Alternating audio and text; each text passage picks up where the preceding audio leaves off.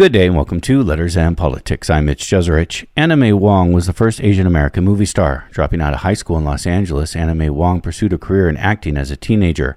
Her first starring role was in the 1922 silent film The Toll of the Sea that has been characterized as a variation of Madame Butterfly. Later, she achieved national and international acclaim for such films as The Thief of Baghdad, The Shanghai Express, and The Daughter of the Dragon. Her roles in the first half of the 20th century were always limited to caricatures and stereotypes of Asian women, something she would be criticized for, something that she was also very aware of herself. But critics have also seen her performances as subversive and undercutting the stereotypes that she was forced to play. Today we're going to be in conversation about the life and times of Anna May Wong. My guest is Yunte Huang. Yunte Wong is a Guggenheim Fellow and a professor of English at the University of California, Santa Barbara, and he is the author of the book that we'll be in conversation about called Daughter of the Dragon, Anna May Wong's Rendezvous with American History. Yunte Wong, it is my very good pleasure to welcome you to this radio program. Well, thank you for having me. Anna May Wong was born in 1905 in Los Angeles. Tell me what's important to know about Los Angeles this period of time. Well, it's the intersection. That particular moment was the virulent anti-Chinese sentiment. We are talking about only 3 decades earlier, before she was born, right? There was the infamous 1871 Chinese massacre, in which 18 Chinese, white mobs, stormed into Chinatown and tortured and killed and lynched and burned 18 Chinese. So this only 3 decades later, Anna May Wong was born in her father's laundromat, just a few blocks outside of Chinatown. And that location is also sort of important. We can talk about that a little bit later if you want. And the other, piece of the puzzle is really rise of film technology and later on Hollywood. So she was born in that particular intersection, of historical events. And so as the daughter of a so-called Chinese laundryman, she eventually rose to stardom. And this is really the gist of her story. But of course, the second part is that despite her beauty, talent, and tenacity, I should emphasize, her career was really hampered by racism, but also sexism, and later on ageism in Hollywood. Anna May Wong had deep roots in California. Both sets of grandparents had been in California since, the 1850s? 1850s?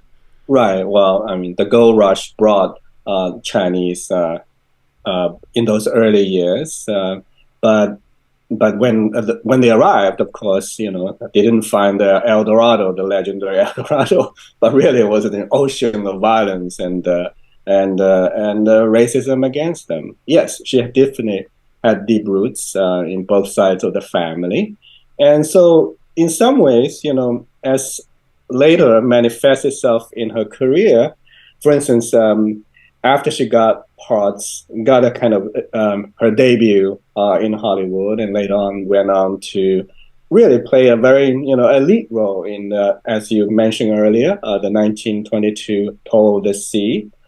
She was cast as the female lead. Now that's something quite extraordinary, right? No Chinese or no colored or non-Caucasian actor will even dream of being cast in the lead role. And there's a reason for that. But anyway, so even when her career was taking off, she felt disappointed because after The Toll of the Sea, she had difficulty finding big parts. So she eventually left for Europe.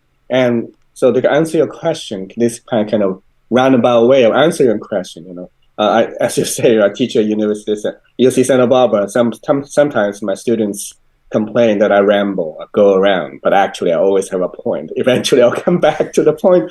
So coming back to your point, her deep roots in America, which is very important to emphasize because the reason she went to Europe was really to be recognized as an American.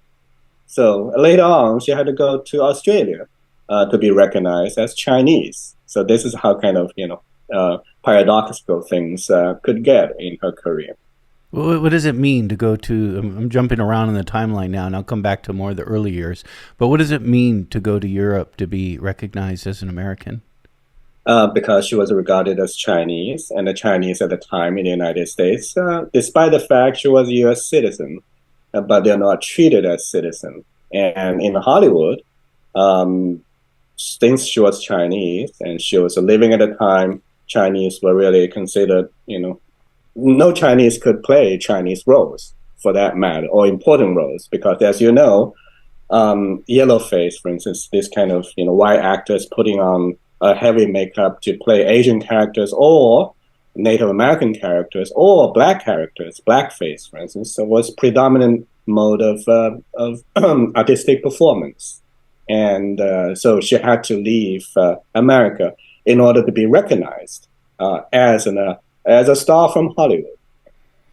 She wouldn't be the only movie star and entertainer, non-Caucasian entertainer that would leave to Europe during this period of time. I think of people like Paul Robeson and Josephine Baker. Yeah, very famous parallels, certainly. Yes. Did they know each other? They did actually. Anime Wong was actually a fan of Josephine Baker. She attended some of Baker's performances in Paris and Berlin, definitely. And talk to me more about Los Angeles. Los Angeles is Chinatown in this period of time. This is also, it's not so far, is it? Chinatown to Hollywood? Oh, Chinatown to Hollywood. I mean, today, because of traffic, it can take forever. But in those years, so no, it's a simple hop, across the town. And well, this is another facet of Anime Wang's story. How did she, get into Hollywood, right? When film was rising as a technology and as a new culture in some ways. Imagine any ordinary American girl, growing up in somewhere Midwest, would dream of, becoming a star on the screen. And so many of them, as you know, will buy one-way train ticket to come west. And when they step off Central Station, later Union Station, they always had their dream. Fortunately for Anime Wong, she did not need to hop on train and buy any train ticket. Hollywood actually came to her, not her specifically, but to Chinatown, right, her neighborhood, because as you know, Mitch, in those early years, the films mostly used were a still camera. They just set a camera there and take in all the street scenes, and Chinatown was a ready-made set because of kind of exotically costumed, pedestrians, the curiosity shops, the displays, the restaurants, and all that. So Hollywood took advantage of that, and constantly, almost every day, they'll come over to Chinatown to shoot the scenes. And Anime Wong, growing up around Chinatown, she was definitely one of those rubberneckers in those years, and she got addicted to film. And she dropped out of high school? Eventually, yes. She was a good student, very diligent student, trying to make it good. And she was also a tennis player. But when the big role after 1922, the Sea, the Madame Butterfly story, and she was asked to play a part, a very important part, in Thief of Baghdad, right, starring Douglas Fairbank. And to do that, she really had to drop out of high school because she was literally on the verge of stardom, right? Because the Thief of Baghdad and Douglas Fairbanks was one of the, Mary Ford and the Douglas Fairbank, right? This is like the first couple of the United States, actually, more important than the president and his wife in those years. And all the fashion magazines will follow their lifestyle and their decoration and everything. So we're speaking of that kind of star power, and orbiting in the vicinity of Douglas Fairbanks and Mary Pickford. And of course, she will do anything in order to achieve that ultimate stardom. How did her family respond to her getting involved in movies? Well, first of all, we have to talk about Chinese, the camera, right? To Chinese, or to her mother particularly, The camera is a soul snatching machine, right? And if you study not just Chinese, a lot of when camera was first invented, people thought, the lens, the camera can steal your soul, and that's one of the reasons in those early years, portraiture, right? People when people have their portraits taken, they don't smile, they look very serious, because when you smile, you reveal your soul and you expose yourself, you become vulnerable. So her mother, I didn't know that. You're right. I mean, every old photo I ever see of my family or anyone's family, it's a very serious photo. It's not because those are really serious people that can take a joke, because they're actually afraid, right? The snap. I mean, all those new technologies, right? When radio was first invented, when they first tested on Brooklyn Yard, and people thought, oh, that must be an angel singing. And all those, the kind of spiritualism in those years was quite trendy, right? So Chinese were not alone in that, thinking that way. But for her mother particularly, since you asked about her family's reaction to her, activities in Hollywood, her new career, initially they were adamantly against it, because Chinese were always kind of skeptical of people who are in the arts, right? Performers on stage and all that. And the film acting definitely is part of that. So her mother at one point said, I really wish, and it's nice you make all this money, you have something good going on, but I really wish you don't make so many movies, because the more often, you have your pictures taken, you will lose a bit of your soul. And it's a warning, but of course, she will not mind that. And so she will say, this is the new world, right? I have to live my life my way, and we'll see. It may not be a happy life, but we'll see what happens. And I wonder. I mean, I couldn't help but think if Anna May Wong's mother lived long enough and looked back at her daughter's life, that she might have thought that she was right in thinking that. Anna May Wong would die at the age of 56. No, Mitch. Unfortunately, her mother. So let's back up a little. When she was disappointed in the first round by Hollywood, she went to Europe, right? When she came back, she was really a big star. And she was doing a stage play on the spot. It's actually, it's based on a novel in which there was a kind of Al Capone kind of character. And she plays this, mobster's mistress. And she was taking curtain calls on Broadway, and it's a big deal for her, because part of her ambition was also to be on stage, right? As you know, I mean, theater was the real art in those early years, and if you look at the early days of Hollywood, and a lot of Douglas Fairbanks and Mary Pickford, they all transitioned from stage, to movie as a way to make more money. But deep down, they still believe that theater was the more serious art, Shakespearean, right? And so Anna May Wong was in New York in 1931, actually. Her mother, unfortunately, died in a car accident right in front of their family laundry, and at the age of 42. So her mother never lived to see the the ultimate glory and the tragedy as well, in some sense, of her daughter's life and career. Yeah, I guess my point was, if she could have, she may have thought that her premonition about what having your picture taken would mean, she would feel justified in thinking that, because Anna May Wong did have a difficult life older as she got older. Right, I would think so. I mean, so when you read toward the end of my book, or the end of her story, it seems like her late year was kind of, I know we are kind of sort of ahead of ourselves in the story, but to answer your question, yes, if you look at how depressed she was in her late years because of ageism and all that.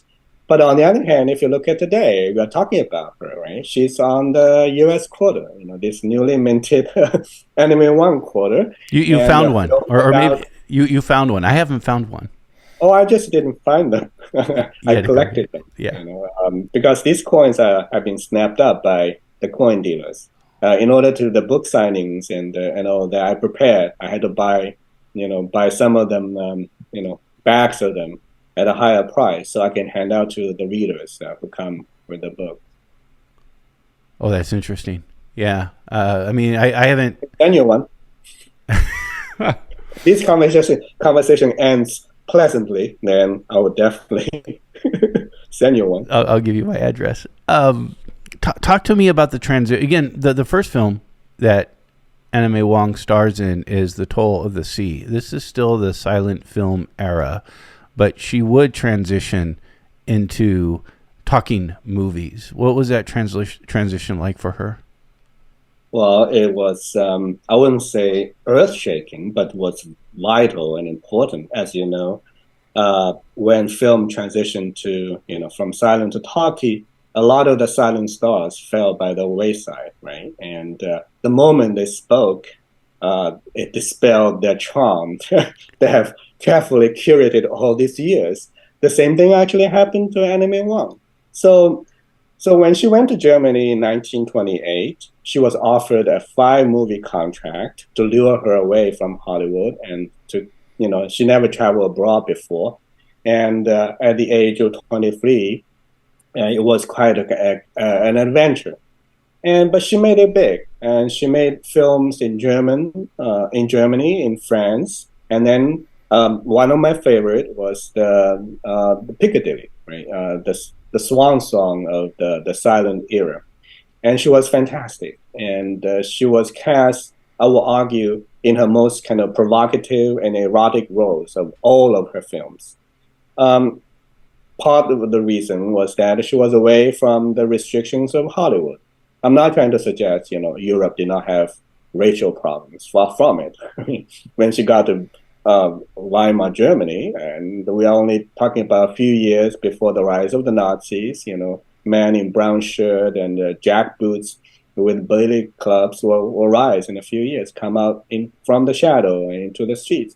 So anyway, after her success in Piccadilly, as I said earlier, her ambition was really to be in serious theater, live theater.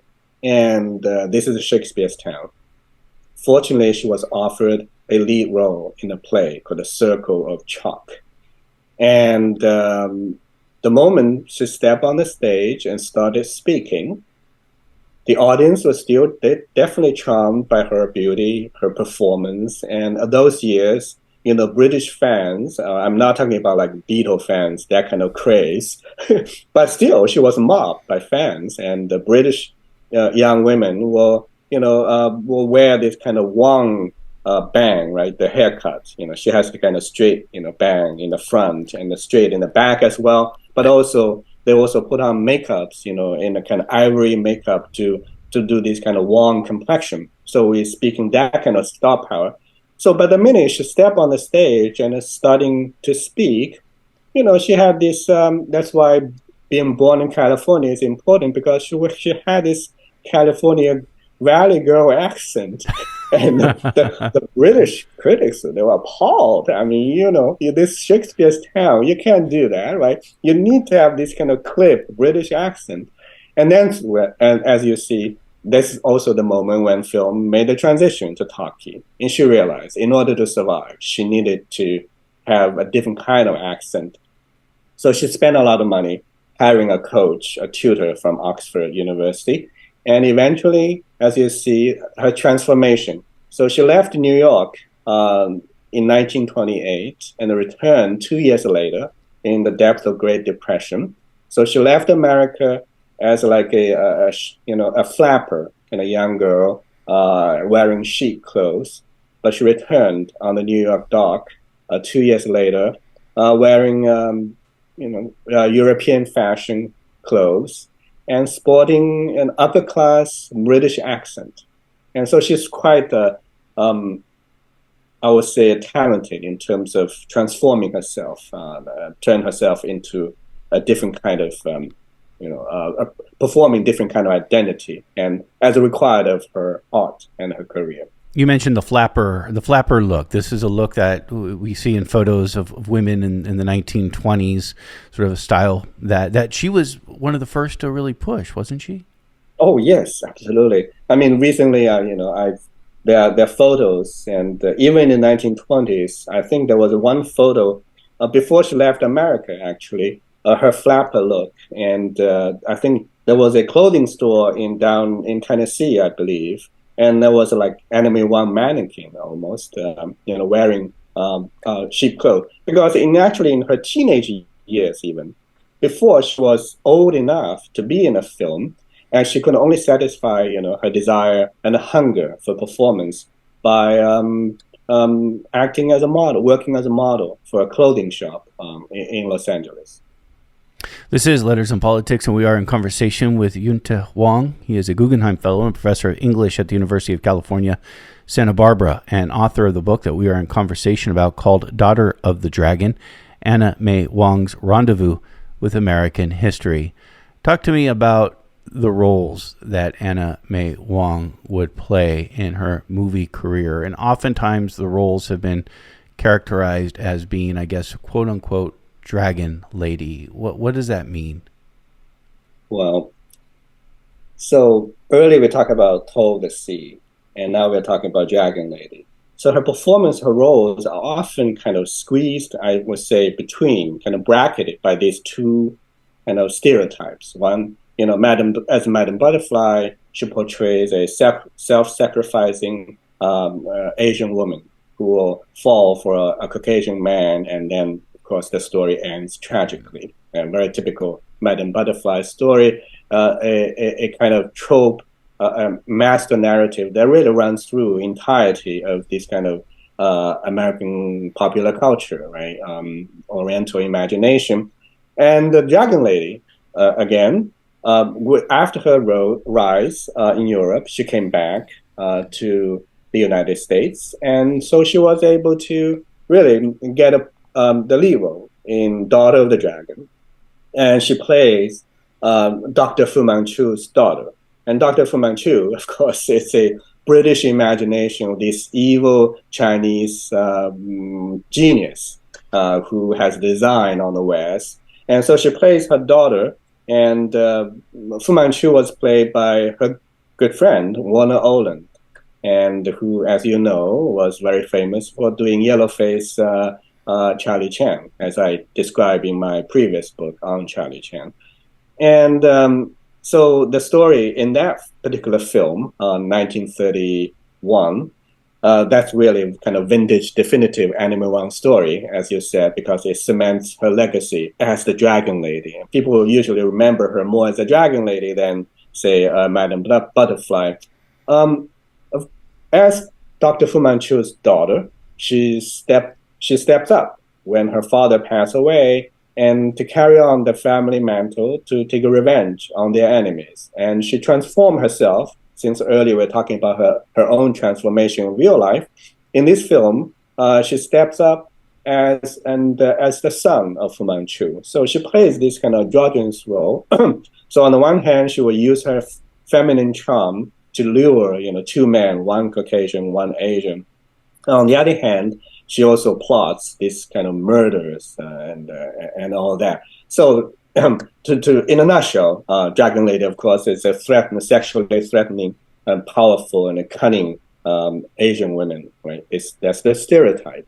So, caught between this bracketed by these two stereotypes, and we're talking about the span of her characterization, and so she had to really do this very delicate dance between stereotype and imagination, and a convention, because Yellow Face and Madame Butterfly or Dragon Lady, these are really conventions built by Hollywood and accepted by most of the audience in those years.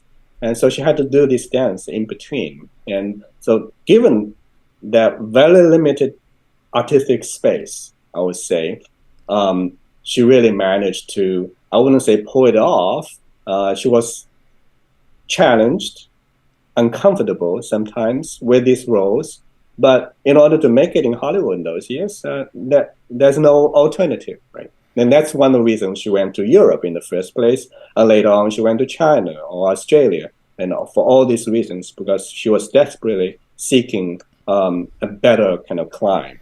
for her own artistic talent. And she got better roles, non-stereotypical roles. I don't know if there are non-stereotypical roles in acting, but she got different kinds of roles in Europe and in China.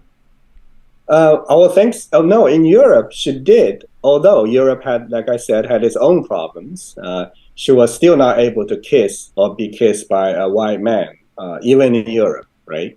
I mean, they were a little bit more tolerant in Europe, but not by much, because some of the screenplays, if you read them, initially they actually will contain kissing scenes, but when it comes to shooting, they will still cut it off because I guess Europeans were as sensitive to racial miscegenation as Americans, good old Americans, were in those years. Yeah, so go ahead, please. Well, anti-miscegenation laws is an important part of this story, including here in the United States. I mean, you have racism, obviously, but even these specific laws against different races of people marrying each other also limited the roles that she was able to play on screen.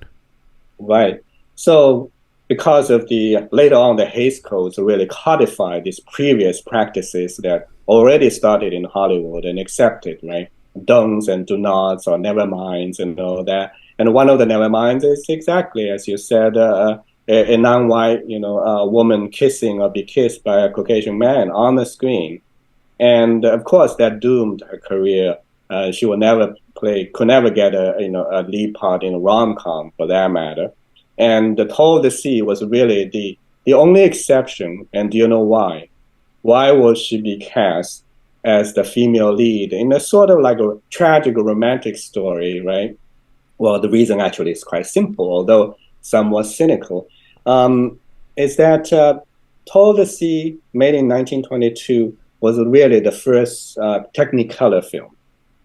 And in order to test the effectiveness of color, they needed so-called real Chinese actors to be in these characters. And that's actually one of the cynical reasons she was chosen, and to test, how effectively. Because, as you know, some of the earlier filmmakers, they complain because some of the European leading ladies, they don't look very good. Like, for instance, the blue eyes don't look very good in black and white film, right? And so that's really the restriction in terms of anti-miscegenation laws. On the screen, off screen, the same thing happened, right? We are talking about Anime Wong, one of the most beautiful Chinese women. She actually was not able to get married, as you know. She died as a celibate, right? And the reason is the same, right? Loving versus Virginia, right? 1967, when that Supreme Court eventually struck down, anti-miscegenation marriage act. There was still more than a dozen actually U.S. states had the law, and so in her real life, she actually learned. She looked around. For instance, I can give you one example: people orbiting in her universe, and another famous Chinese, who had that problem, although not an actor. We are talking about James Wong, right, the famous cinematographer who won Oscar twice. And when James Wong, who was a very good friend of Anime Wong,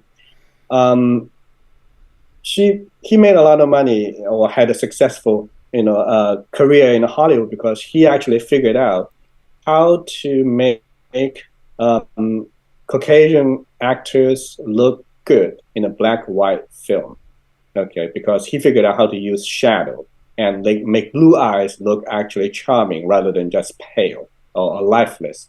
So anyway, he made a lot of money, and one year he bought an expensive car, sports car.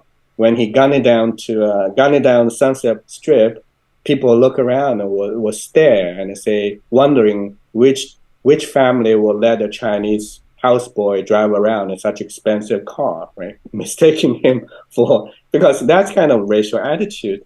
But in his life, James Wong was in love and later on married his Caucasian wife in France because the marriage was not recognized in the United States. And the couple actually had to hide their marriage for many years.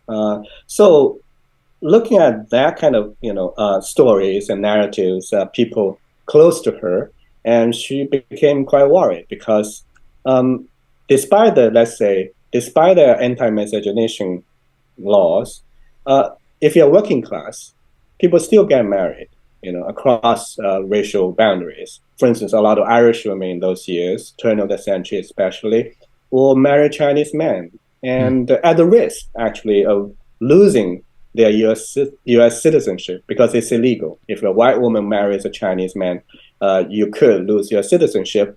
But still happened all the time because you're working class and you're nobody. The government authorities will never come after you. Yeah, who cares? Enemy Wang, however, was living in the limelight, and she had to be very careful. So on screen and off screen, this kind of racial attitude and the laws really hampered her career and life as well.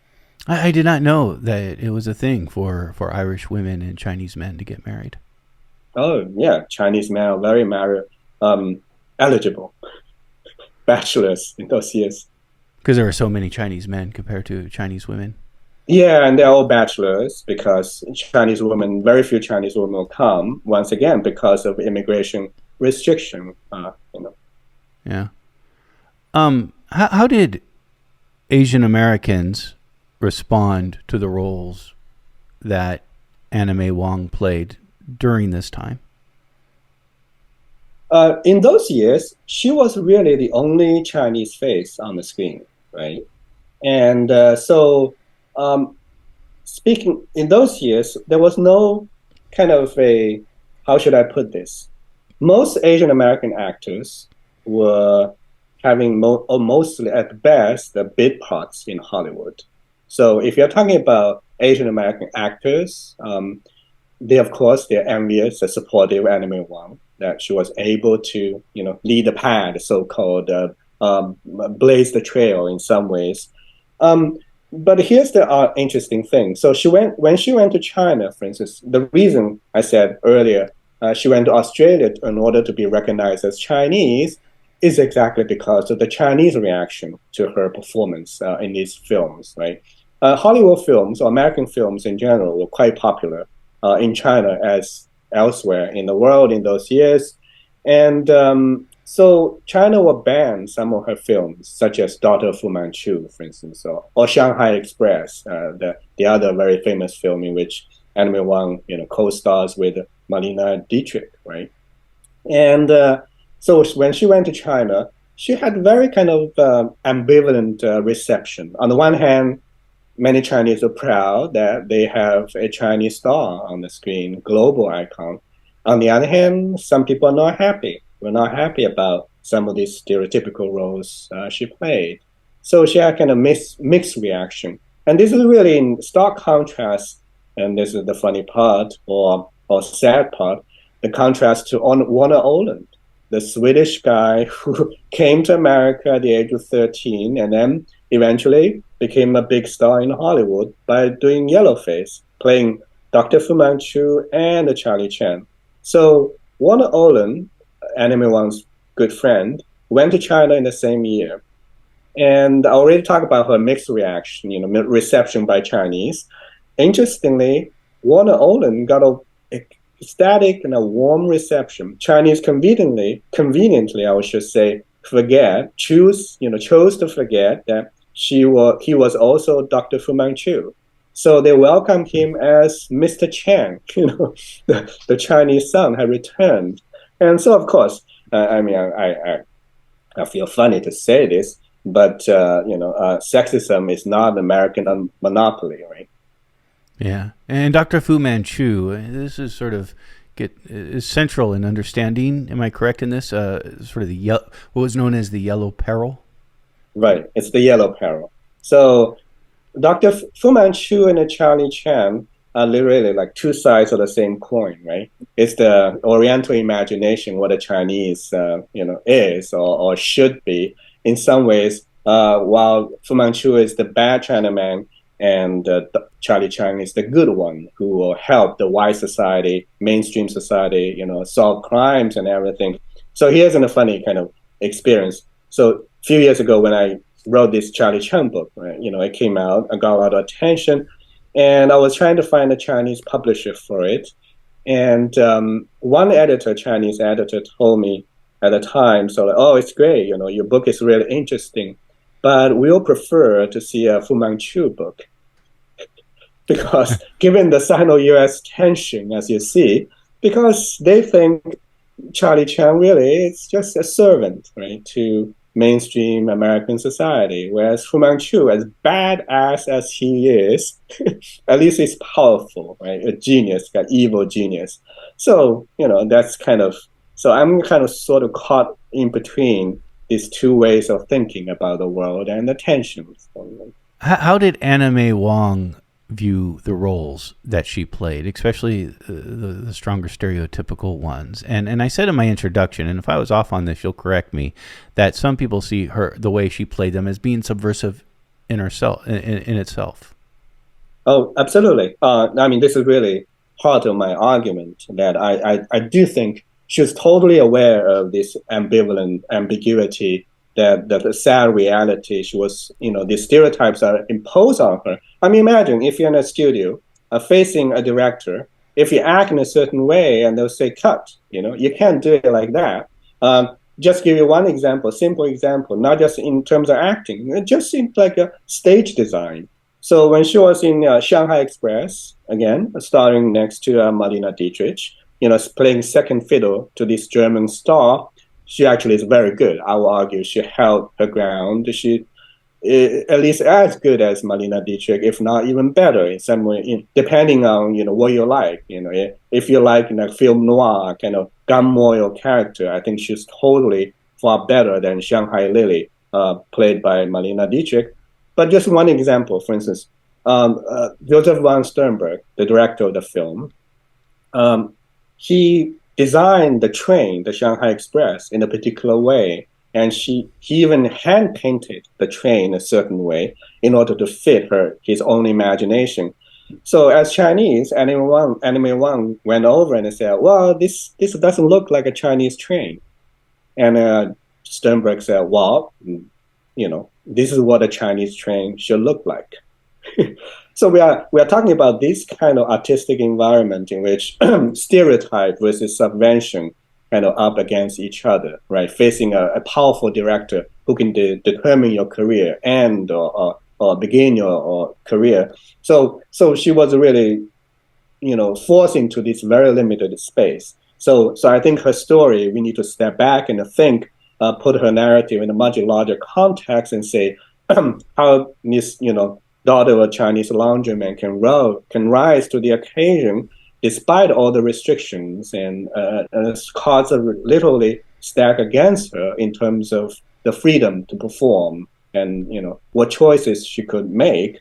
Those are very limited choices. So if you look at her narrative, her career, and from a larger perspective, you understand actually how hard she fought for all this. And that's the reason, for instance, 100 years after her debut in Hollywood, 1919, Red Lantern, right? That's when Anime Wong debuted as a uncredited, unrecognized, actually, extra in that film. 100 years later, Lucy Liu, the other Chinese star, Kill Bill, Charlie's Angel, and everything. And by the way, Lucy Liu also got the same kind of criticism for playing this stereotypical dragon lady characters. Yeah. When Lucy Liu had her star installed on Hollywood Walk of Fame, if you look at the clip, the video, she actually thanked Anime Wong for blazing the trail for Asian American actors like her, despite the tremendous obstacles erected by the industry and by the culture in general, that she made it. So she said, I want to thank Anime Wong, not necessarily my great aunt, but she's definitely one of my, predecessor, braving the storm and everything. So I thought it was a very kind of touchy moment. Anime Wong would sign off on some of her correspondence with Orientally Yours, right, which was meant tongue-in-cheek. Oh, absolutely. So one of the things, or I should say discoveries I made in this book, is that I found out, despite the fact, she never really graduated, she barely graduated from high school, but she was actually a great writer. The term you just, a quote, Orientally Yours, it's really kind of parodic. It really captures her entire kind of mentality and psyche really well. On the one hand, yes, she understood she was looked at as an Oriental woman, attractive, but forbidden, right? And therefore, she was kind of teasing way, say, Orientally Yours. Tell me about the film, The Good Earth. This is a film that she does not star in, that she's not in it at all. The Good Earth is about Chinese farmers, and right. This is a film she very much wanted to be in. I would like to retitle it as Not So Good Earth. So, The Good Earth was really in the 1930s, based on Pearl Buck's award-winning novel about the rise and fall of a Chinese farmer, Wong, and made in the middle of the Great Depression and Dust Bowl. The Hollywood studios thought, what Americans will not like a film or cannot relate to a film like that. So it was one of the biggest ever kind of mega China film those years. And Anime Wong, this is the equivalent, say, the Barbie film. Everybody will be talking about it, waiting for it to come out. It took years to make as well. And the studio hired an army of coolie laborers and to carve a California hillside and turn it into rice paddy. Took them 4 years. That's how kind of investment, right? It was. So Anime Wong, having played in so many films, having had pretty successful career and the most recognizable Chinese star on the screen, she really won that part, of course, as the female lead. And unfortunately, again, we are talking about the 1930s, and Chinese were really still regarded as too Chinese to play a Chinese role, right? Including the train. Wang Sternberg has his own idea, and the same thing, what a Chinese should look like, according to Hollywood imagination, and the same way American popular imagination, she apparently does not fit. And so when the male lead was decided already, they gave it to Paul Mooney, an Hungarian actor, Hungarian-Austrian actor, I believe. When he was chosen as the male lead, Anime Wong knew that she would never get a part. And so she was really disappointed, certainly. And and it's not just her alone, because the film historians today still talk about The Good Earth in the sense what a big insult to the Asian American community it was, because the film ended up casting predominantly, Caucasian roles, leads, right, including Louise Rayner. To her credit, she was actually very good in the sense she won an Oscar for that role, right, the yellow face role. And most kind of so-called real Asian actors were all put in the background, mostly as ambience. And so I remember one film critic said, this could have been our Gone with the Wind, but it never happened.